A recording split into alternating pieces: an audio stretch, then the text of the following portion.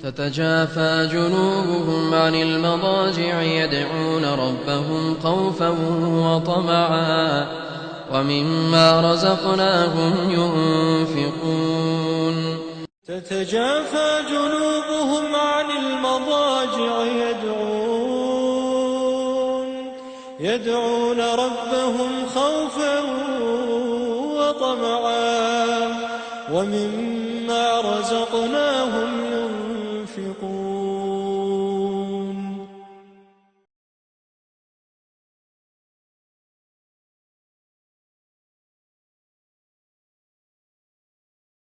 الحمد لله رب العالمين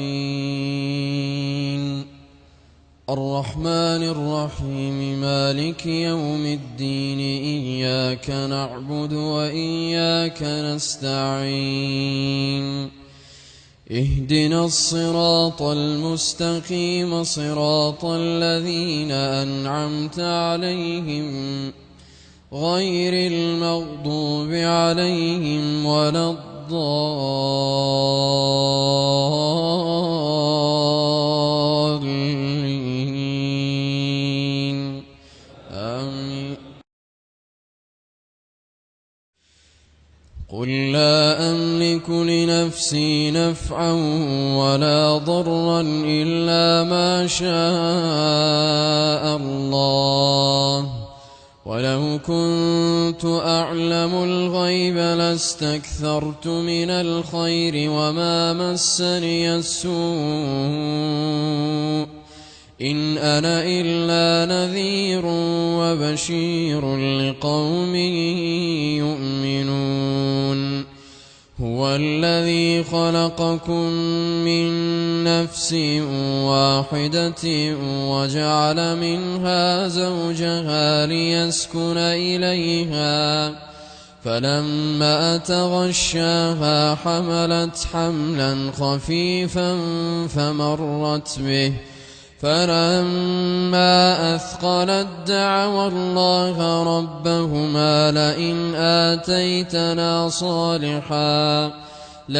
آتيتنا صالحا لنكونن من الشاكرين فلما آتاهما صالحا جعلا له شركاء فيما آتاهما فتعالى الله عما يشركون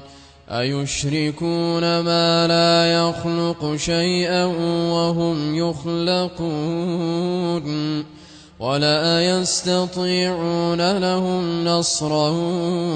ولا أنفسهم ينصرون وإن تدعوهم إلى الهدى لا يتبعوكم سواء عليكم أدعوتموهم أم أنتم صامتون إن الذين تدعون من دون الله عباد أمثالكم فادعوهم فليستجيبوا لكم إن كنتم صادقين ألهم أرجل يمشون بها أم لهم أيدي يبطشون بها أم لهم أعين يبصرون بها أم لهم آذان يسمعون بها قل ادعوا شركاءكم ثم كيدون فلا تنظرون إن وليي الله الذي نزل الكتاب وهو يتولى الصالحين والذين تدعون من دونه لا يستطيعون نصركم ولا أنفسهم ينصرون وإن تدعوهم إلى الهدى لا يسمعون وتراهم ينظرون إليك وهم لا يبصرون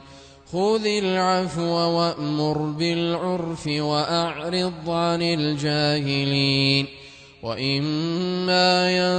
ينزغنك من الشيطان نزغ فاستعذ بالله إنه سميع عليم إن الذين اتقوا إذا مسهم طائف من الشيطان تذكروا فإذا هم مبصرون وإخوانهم يمدونهم في الغي ثم لا يقصرون وإذا لم تأتهم بآية قالوا لولا اجتبيتها قل إنما أتبع ما يوحى إلي من ربي هذا بصائر من ربكم وهدى ورحمة لقوم يؤمنون وإذا قرئ القرآن فاستمعوا له وأنصتوا لعلكم ترحمون واذكر ربك في نفسك تضرعا وخيفة ودون الجهر من القول بالغدو والآصال ولا تكن من الغافلين إن الذين عند ربك لا يستكبرون عن عبادته ويسبحونه وله يسجدون